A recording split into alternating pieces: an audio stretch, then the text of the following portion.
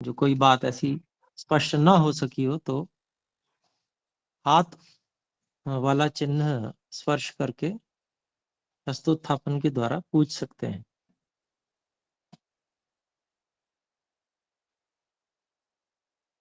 जी तो ठीक है। जी ठीक है, मैं नाम लेता हूँ। जी, श्रीमान रामवीर जी नाहर, कृपया बोलें। आचार्य जी नमस्ते। जी नमस्ते। कल कल आपने ये बताया था 3 प्रकार से विकसित होता है योगी। जी वो 3 प्रकार कौन से हैं? फिर से एक बार प्रश्न बोलें। 3 प्रकार से योगी विकसित होता है। योगी विकसित होता है। हाँ जी, ये मैंने नोट किया था। यहाँ पर बताया जैसे मोक्ष शास्त्र कहता है। अच्छा, तो अभिप्राय वहां पर ये था कि श्रवण मनन और निदिध्यासन, अच्छा, जी इनका प्रयोग होता है अलग अलग शास्त्रों में। अलग अलग शास्त्र जो है, कोई अनुमान शास्त्र है, कोई सीधा वेद से पढ़ते हैं तो वो आगम हो गया इत्यादि, ये चर्चा चली थी। ठीक है जी, धन्यवाद। धन्यवाद जी। आपके बाद में हैं प्रहलाद ठक्कर जी, कृपया बोलें। नमस्ते आचार्य जी। जी नमस्ते। जो वैशेषिक शब्द है उसका अर्थ समझ में नहीं आया, ये और देखिए दूसरा ये वैशेषिक, कौन से वेद से जुड़ा हुआ है वो स्पष्ट नहीं हुआ। जी देखिए वैशेषिक शब्द जो है वो विशेषों को आश्रय बनाकर जो लिखा गया है विषयों वह को, जी वैशेषिक, जी विशेषों को जी, आश्रय विषय बनाकर, सब्जेक्ट, नहीं विशेष, विशेष, विशेष, हाँ विशेषों विशेष, को। ओके ओके ओके, धन्यवाद। हाँ जी। तो विशेष जो है वह सापेक्ष नाम है। ये विशेष कुछ जी सामान्य होता है, जी। कुछ विशेष होता है। हम्म। तो ये अपेक्षा से है, अर्थात कोई वस्तु विशेष भी हो सकती है और किसी दृष्टि से वो सामान्य भी हो सकती है। जी जी लेकिन जी जी जी। यहां पर जो विशेष अंत्य विशेष हैं, अंत्य विशेष मतलब जो अंत में, सबसे अंत में परमात्मा ने बनाए, यानी कि जो पृथ्वी जल अग्नि वायु आकाश, यह जो हम्म। स्थूल भूत हैं, इनके जी जो परमाणु हैं जी ये, और इनसे बने जो पदार्थ हैं, यानी कि वृक्ष, वनस्पतियां, पत्थर, पर्वत, चट्टान, मनुष्य का शरीर, अन्य प्राणियों के शरीर इत्यादि, ये सब जी इन्हीं से बने हुए हैं। तो ये इन विशेष के अंतर्गत में अभी कहे जा रहे हैं यहाँ पर। ठीक है जी। जी जी जी जी। रिया जी और ये जो बोले। गुरु जी, और ये आगे प्रश्न था कि हाँ जी वो बोले। कौन से वेद के साथ जुड़ा हुआ है। जी इसमें ऐसा कुछ भी नहीं है, वेदों नहीं। की ही विद्या है। सभी वेदों से ज्ञान प्राप्त होता है, अथर्व वेद से भी प्राप्त होता है और अन्य जी वेदों से भी ज्ञान प्राप्त होता है। जी ठीक है जी। जी। नहीं, ऐसा हम यूं ऐसा नहीं, पढ़ाते हैं ना कि फलाना जो उपनिषद है इसी वेद के साथ जुड़ा हुआ है, ऐसा कुछ है इसमें। नहीं नहीं जी, इसमें ऐसा नहीं है। जी जी, ओके ओके, धन्यवाद। धन्यवाद जी। जी बहन रिया जी कृपया बोलें। जी ओम नमस्ते गुरुजी। नमस्ते गुरुजी जी। मेरी शंका ये थी कि आपने जो कल बताया था कि यतो ही मानवस्य प्रयोजन द्वयम् अभ्युदयो निह श्रेयसश्च। गुरुजी ये वाली बात एक बार फिर से बता दीजिए, ये स्पष्ट नहीं जी हो पाई थी। हाँ जी, जी। देखिए मनुष्य के दो प्रयोजन हैं, अभ्युदय और निःश्रेयस, जिसको हम कहते हैं परमात्मा जो कर्म फल हमें देते हैं। तो कर्मफल के रूप में जो शरीर आदि प्राप्त होता है उसमें मुख्य दो प्रयोजन हैं। एक तो जाति आयु और भोग के रूप में भोग देना, कर्मफल का भोग देना, और मनुष्य शरीर जब मिलता है तो उसके माध्यम से मुक्ति के लिए भी प्रयास किया जा सकता है। तो ये दो प्रयोजन है। तो मुक्ति के लिए जो प्रयास है वो निःश्रेयस प्रयोजन हो गया, और जो संसार में जैसा मनुष्य आदि जाति प्राप्त हुई है और जैसी अवस्था और जो भोग्य पदार्थ प्राप्त हुए हैं उनका उपयोग करना, तो यह अभ्युदय के अंतर्गत आया। लेकिन इसमें विशेषता लाई जा सकती है, उत्कृष्ट बनाया जा सकता है अपने हमको जो भी भोग प्राप्त हुआ है कर्मफल के रूप में, तो उसको उत्कृष्ट बनाकर उपयोग करना, लाभदायक, अधिक लाभदायक बनाकर, तो यह जो है अभ्युदय के अंतर्गत आता है। तो अभ्युदय जी का गुरुजी। अभिप्राय संसार में उन्नति करना, ये है, सांसारिक उन्नति से अभिप्राय है अभ्युदय। और निश्रेयस यानी कि मुक्ति, जो ईश्वर की प्राप्ति, संपूर्ण दुखों से छूट जाना इत्यादि कह सकते हैं। जी ठीक है, गुरुजी, बहुत बहुत धन्यवाद गुरुजी, स्पष्ट हो गई बात। जी धन्यवाद। तो अभी हम फिर आगे बढ़ सकते हैं। यहाँ पर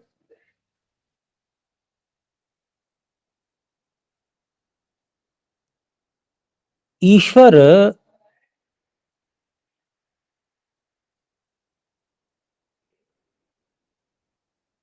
के खंडन परक ये दर्शन नहीं है, बल्कि ईश्वर की सिद्धि परक ये दर्शन है। इस बात को सिद्ध किया जा रहा था। तो उसमें अनेक प्रमाण, अनेक भाष्यकारों के, प्रशस्त पाद के जो प्रशस्त पाद भाष्य है उसमें से कुछ पंक्तियां लेकर और स्वामी ब्रह्म मुनि जी बता रहे हैं। तो 3 पंक्तियां हमने जो प्रशस्त पाद से ली हुई थी उसमें देखा, उसमें ईश्वर का जो नाम है, जैसे महेश्वर, महा महेश्वर परमात्मा का नाम है, तो वो आया था। ऐसी चौथी पंक्ति है, तत्पुनः प्राणी नाम भोग भूतये महेश्वर से शिक्षानंतरम। ये चौथी पंक्ति प्रशस्त पाद की ही दी है। और फिर प्राणियों के भोग और भूति अर्थात ऐश्वर्य के लिए महेश्वर सी शिक्षा अनंतरम, परमात्मा, महेश्वर यहाँ परमात्मा ही है, महा ईश्वर परमात्मा की सी शिक्षा, सृष्टुम इच्छा, सृष्टुम इच्छा अर्थात सृष्टि करने की जो इच्छा है, बनाने की इच्छा है, उत्पन्न करने की जो इच्छा है, उसके बाद में, अनंतरम, उसके बाद में आगे होगा कुछ भाष्य। लेकिन यहाँ पर जो दिखाना चाहते हैं स्वामी ब्रह्म मुनि जी, महेश्वर से शिक्षा अनंतरम, महेश्वर दिखाना चाहते हैं कि परमात्मा का नाम लिया है। परमात्मा को नहीं मानेगा जो व्यक्ति, भाष्यकार, तो वो कैसे ईश्वर का नाम ले लेगा। तो और वैशेषिक दर्शन का ही भाष्य करते हुए लिख रहे हैं। तो इसका मतलब वैशेषिक दर्शन जो है वो ईश्वर के खंडन परक नहीं है, ईश्वर की सिद्धि परक है। तो आगे कहते हैं, उपलब्ध मानेषु वैशेषिक भाष्येषु प्रधानम प्रशस्त पाद भाष्यम तत्रेश्वरस्य स्वीकारः स्पष्ट एव। जो प्राप्त होने वाले वैशेषिक दर्शन के भाष्य हैं उनमें सबसे प्रधान जो है वो प्रशस्त पाद भाष्य है, और उसमें ईश्वर का स्वीकार यहाँ पर स्पष्ट ही है। अतो न वैशेषिक दर्शन अनीश्वरवाद परम, इसलिए जो वैशेषिक दर्शन है वो ईश्वर के खंडन परक नहीं है। अत्र वैशेषिक दर्शने यद्यपि समवाय समवायी निमित्त भेदात कारणत्रयम स्वीक्रियते। यहां वैशेषिक दर्शन में यद्यपि समवाय और समवायी निमित्त तीन भेद से तीन कारण स्वीकार किए जाते हैं, परंतु निमित्त नामना निमित्त कारणम न उच्यते नोच्यते। तो निमित्त नाम से, निमित्त कारणों को निमित्त नाम से नहीं कहा जाता है, किंतु समवाय समवायिभ्याम भिन्नम कारणम वैशेषिक नामना ही उच्यते। लेकिन समवायी और असमवायी इन दोनों से भिन्न कारण वैशेषिक नाम से कहा जाता है। तो सूत्र का उदाहरण दे रहे हैं 10.2.7 10वें अध्याय के द्वितीय आहनिक का 7वां सूत्र है, उसका एक भाग दे रहे हैं अग्नेर वैशेषिकम। तो आगे इसके बारे में कहते हैं तदेव तंत्रांतर समाचारा निमित्त कारण नाम भागीति मतम भाष्यकाराणाम। तो वह ही जिसे वैशेषिक कहा है यहां पर सूत्र में, वह ही तंत्रांतर समाचारात दूसरे तंत्र के व्यवहार से निमित्त कारण नाम भाग, वही जो वैशेषिक है वो निमित्त कारण नाम का भागी हुआ है। मतलब जो अन्य शास्त्रों में निमित्त कारण है वही इस वैशेषिक शास्त्र में वैशेषिक नाम से है। इति मतम भाष्यकाराणाम, ऐसा भाष्यकारों का मत है। प्रशस्त पाद भाष्ये तो निमित्त कारणम स्पष्टम उपलभ्यते। तो प्रशस्त पाद भाष्य में तो निमित्त कारण जो है वो स्पष्ट ही प्राप्त होता है। तदत्र कारण विषये विवरण तालिका दीयते। तो वह उसके बारे में यहाँ पर जो कारण के विषय में विवरण तालिका दी जाती है कारण प्रक्रिया, कारण की प्रक्रिया से। तो सबसे पहले कहते हैं समवायी कारणम। समवायी कारण क्या है? तो क्रिया गुणवत, क्रिया जिसमें होती है और गुण वाला जो है, अर्थात जिसमें गुण भी रहते हैं। पृथ्वी आदि द्रव्यम समवायी कारणम, ऐसे पृथ्वी आदि द्रव्य जो है वो समवायी कारण है। द्रव्य गुण कर्मणाम, किनके? द्रव्य गुण और कर्म, इन तीनों का समवायी कारण जो है वो पृथ्वी आदि द्रव्य है। निष्क्रियम आकाशादि द्रव्यम समवायी कारणम गुणानाम एव, कुछ निष्क्रिय आकाश आदि द्रव्य भी हैं जो जिनमें क्रिया नहीं है। तो ऐसे जो द्रव्य हैं वो भी समवायी कारण है, केवल गुणों के, केवल गुणों के ही वो समवायी कारण है। फिर आगे कहते हैं आगे कहते हैं द्रव्याणि ही समवायी कारणानि न गुणा न कर्माणि। और ये बात भी स्पष्ट है कि जो द्रव्य हैं वे ही समवायी कारण हो सकते हैं, होते हैं। गुण और कर्म कभी भी समवायी कारण नहीं हो सकते। फिर आगे कहते हैं असमवायी कारणम, द्रव्यम संयोगात असमवायी कारणम द्रव्य कर्मणाम निष्क्रियम द्रव्यम द्रव्य गुणयोः असमवायी कारणम भवति न तो कर्मणः। ये बात थोड़ी सी अस्पष्ट है, इसलिए पूज्य स्वामी जी ने हमें ये इसको कटवा दिया। आगे देखते हैं गुणो भवति असमवायी कारणम द्रव्य गुण कर्मणाम। गुण जो है वह असमवायी कारण होता है द्रव्य गुणों का और कर्मों का। तो असमवायी कारण वह होता है जिसका कार्य से नित्य संबंध नहीं होता, बल्कि आकस्मिक संबंध होता है।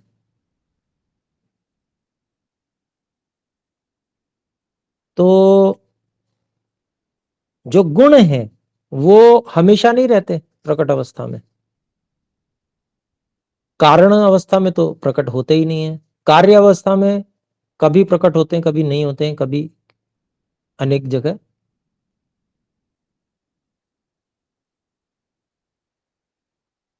जैसे मान लीजिए प्रकाश है, तो प्रकाश अग्नि का ही होता है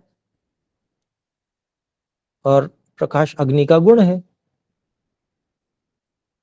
लेकिन जैसे चंद्रमा का प्रकाश है तो वहां पर प्रकाश होते हुए भी शीतलता होती है, उष्णता नहीं होती। अर्थात प्रकाश है तो इसका मतलब जहां प्रकाश है वहां अग्नि है। गुण बिना द्रव्य के तो रह नहीं सकता, गुण हमेशा द्रव्य के आश्रित ही रहता है। गुण द्रव्य से हटकर अलग से कहीं नहीं रह सकता। अगर गुण प्रतीत हो रहा है इसका मतलब वहां द्रव्य भी है, तो प्रकाश दिख रहा है इसका मतलब वहां अग्नि भी है। लेकिन उष्णता वहां पर चंद्रमा के प्रकाश में उष्णता जो है अनुद्बुद्ध है, वहां प्रकट नहीं है। तो कहीं वो प्रकट है, कहीं अप्रकट है,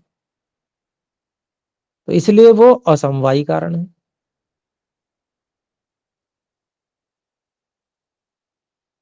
तो कर्म कारण समवायात न तो साक्षात। कर्म जो है कारण के संबंध से होने के कारण से असमवायी कारण कहा जा सकता है, न तो साक्षात, साक्षात नहीं कहा जा सकता। परंपराया असमवायी कारणम द्रव्यस्य, द्रव्य का परंपरा से कर्म जो है वह असमवायी कारण हो सकता है, होता है, परंतु गुण का तो वो साक्षात असमवायी कारण है। तो थोड़ा सा अभी और हम पढ़ेंगे दर्शन को आगे तो और अच्छे से स्पष्ट होगा, समझ में आएगा। थोड़ा और ध्यान से आप उसको देखेंगे, पढ़ेंगे और उसके बाद में मनन करेंगे, चिंतन करेंगे उस पर, थोड़ा स्वयं भी पढ़ेंगे तो फिर बातें समझ में आएंगी। तो अभी तो केवल भूमिका ही हम देख रहे हैं, तो ये कारण प्रक्रिया में से देख रहे हैं हम जो दर्शन में है। उसके बाद में निमित्त कारणम,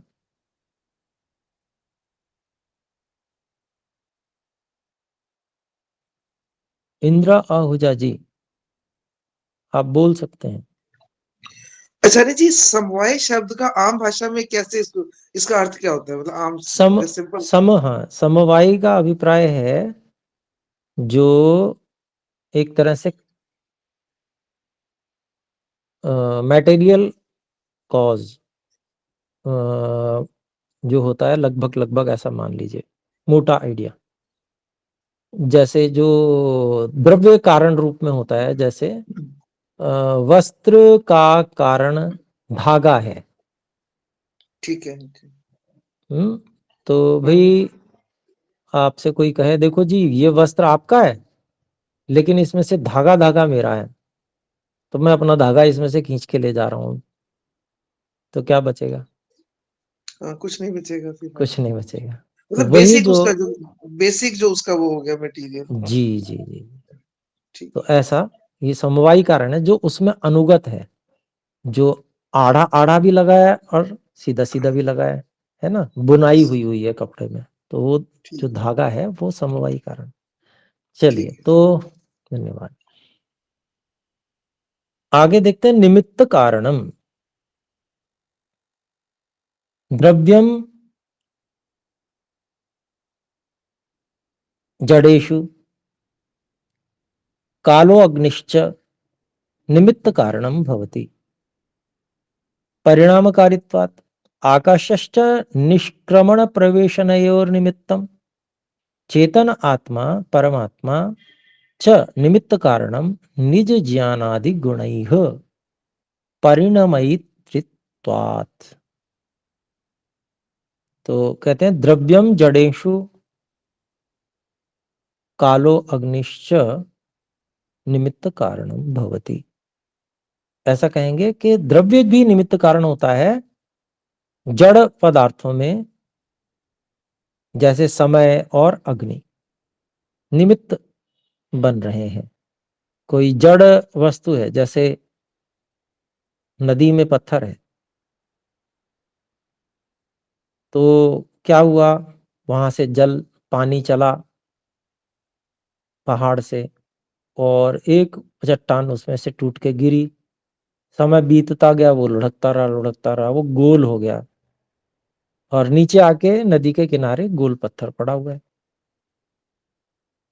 तो यहाँ समय और जो गति है जल की, वो निमित्त कारण हो गया,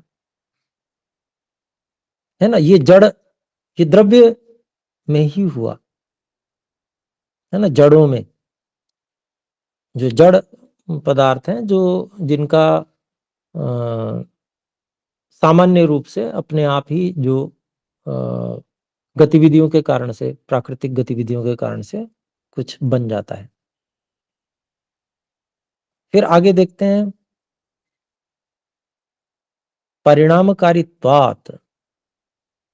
ऐसा क्यों होता है? क्योंकि उनमें परिणमित होने का गुण है। कोई जितनी भी प्राकृतिक वस्तु हैं उनमें बदलने का स्वभाव है, वो बदलती रहती हैं उनमें। तो ये कारण से ये द्रव्य जड़ वस्तुओं में भी कहीं कारण, निमित्त कारण बन जाता है। उसमें द्रव्य नहीं, क्षमा करें, द्रव्यों के बनने बिगड़ने में काल और अग्नि निमित्त कारण बन जाता है। बोलने में त्रुटि हुई।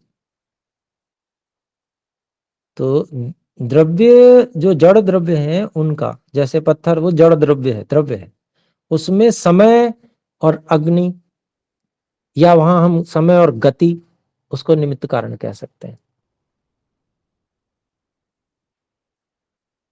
क्यों ऐसा क्यों होता है? क्योंकि द्रव्य में स्वभाव है परिणमित होने का, यानी कि वो बदलने का स्वभाव है, इसलिए समय और अग्नि भी निमित्त कारण बन जाते हैं, या गति इत्यादि वो बन जाते हैं। फिर है आकाशश्च निष्क्रमण प्रवेशनयोः निमित्तम। और जो आकाश है वह निष्क्रमण, बाहर निकलने, प्रवेशन अर्थात अंदर घुसने का निमित्त है। ये एक और उदाहरण दे दिया। फिर तीसरा उदाहरण दे रहे हैं, चेतन आत्मा परमात्मा। आत्मा और परमात्मा जो चेतन है, ये भी निमित्त कारण है। कैसे? निज ज्ञानादि गुणैः परिणमयित्वात्। अपने ज्ञान आदि गुणों से ये वस्तुओं को परिवर्तित कर देते हैं, उसके स्वरूप को बदल देते हैं। तो ये आत्मा और परमात्मा भी निमित्त कारण है। जी, एक हाथ खड़ा हुआ था, बहन सतवंती जी, कृपया आप बोल सकते हैं। जी, अनम्यूट करके बोलिए। मुझे लगता है गलती से हाथ खड़ा हुआ है। चलिए कोई बात नहीं, आगे बढ़ते हैं। हाँ जी आचार्य जी, जी बोलें। जो चट्टान पत्थर जो आया पानी की गति को रोकने में, तो उस निमित्त कारण तो वो चट्टान बनी ना, पत्थर बनाना,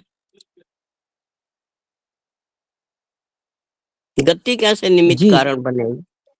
सुनिए, वो चट्टान जो है वो तो समवायी कारण है।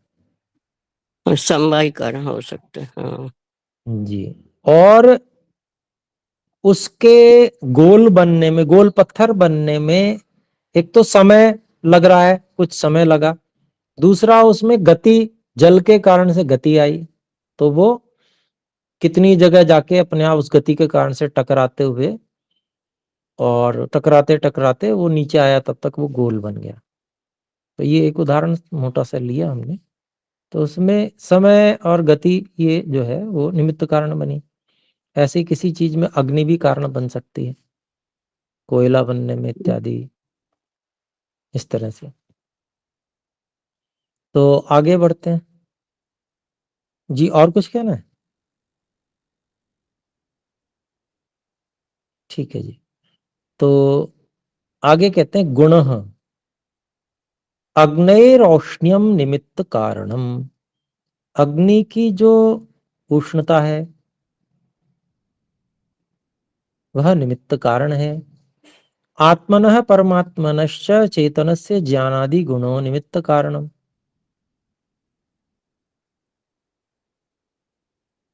आत्मा का और परमात्मा का जो चेतन है उनका जो ज्ञान आदि गुण है वो निमित्त कारण है। अर्थात जिसका उपयोग करके कहीं परिवर्तन किया जा रहा है वो ज्ञान आदि गुण निमित्त कारण हो गए। ऐसा, ऐसे ही अग्नि की उष्णता वो निमित्त कारण है कहीं परिवर्तन लाने में। ये तो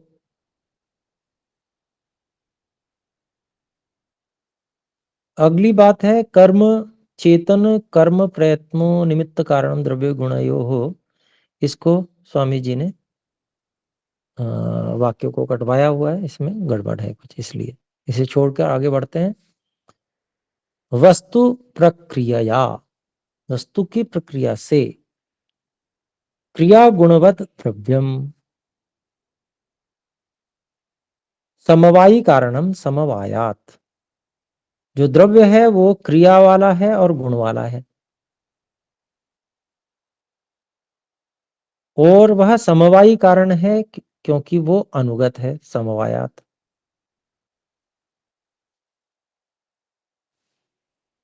फिर कहते हैं असमवायी कारणम तो संयोगात, ये भी गड़बड़ है। तो संयोग से नहीं, असमवायी कारण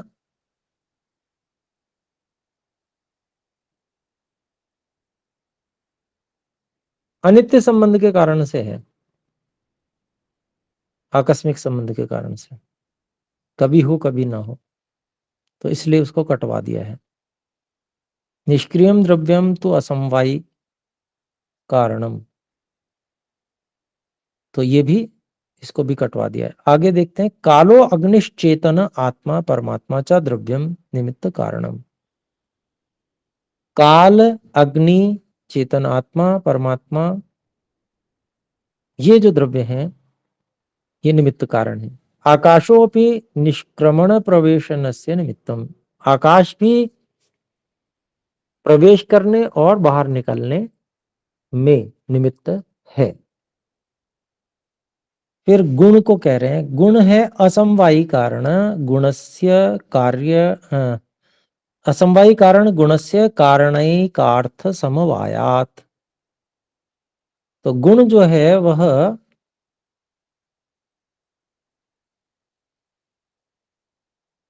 असमवायी कारण है गुणों का ही।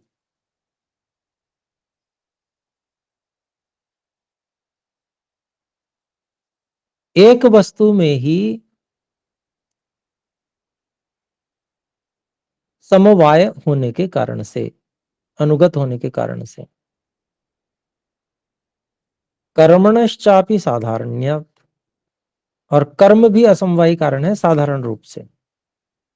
द्रव्यस्यापि भवति असमवायी कारणम संयोगः कारण समवायात।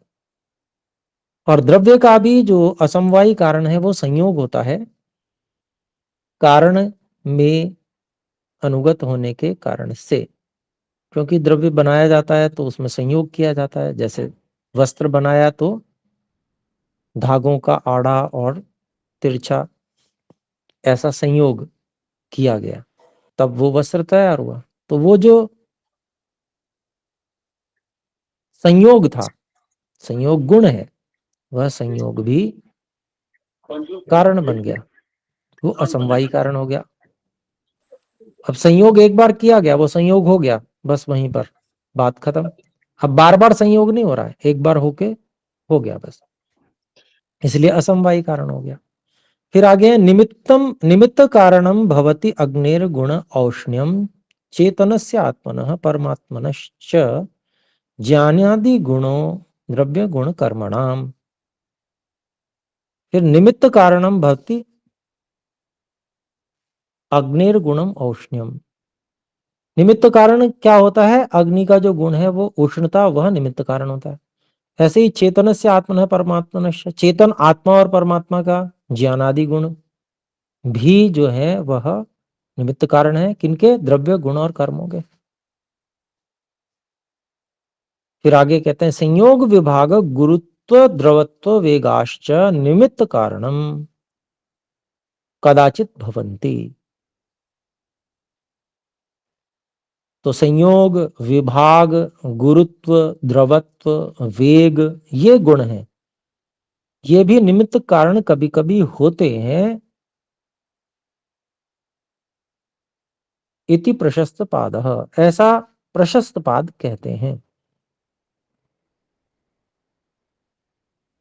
जी, समय हो चुका है, तो मैं केशव जी से निवेदन करूंगा कि अगली कक्षा में ही आप पूछ लीजिएगा, जी या आचार्य। प्रश्न बोल दें प्रश्न, मैं बाद में उत्तर दे मेरा ये दूंगा। था कि ये जो असमवायी कारण है, ये बदलता है किसी के संदर्भ में, या हमेशा ये असमवायी है तो हमेशा असमवायी रहता है? हाँ, जैसे कोई भी आपने वस्तु, कोई भी गुण इत्यादि जो है वो बदलते रहते हैं। असमवायी कारण तो जो आकस्मिक कारण होता है उसी को कहते हैं, तो वो अपने आप ही परिवर्तित हुआ। अच्छा, अपने आप उसका जो हम नाम ले रहे हैं उसी से वो सिद्ध हो रहा है कि वो परिवर्तन होने वाला है। वो किसी के संदर्भ में कहा जा रहा है ना? हाँ जी, हाँ जी, जी धन्यवाद आचार्य जी। धन्यवाद जी। तो अभी हम विराम करते हैं, थोड़ा समय अधिक हुआ, मुझे ध्यान में नहीं रहा। मैं सोच रहा था पूरी हो जाएगी भूमिका, पर नहीं हो पाई। कोई बात नहीं, कर्म थोड़ा सा ही रह गया, वो हम अगली बार कर लेंगे। आइए एक बार ओम का उच्चारण करके इसको विराम करें।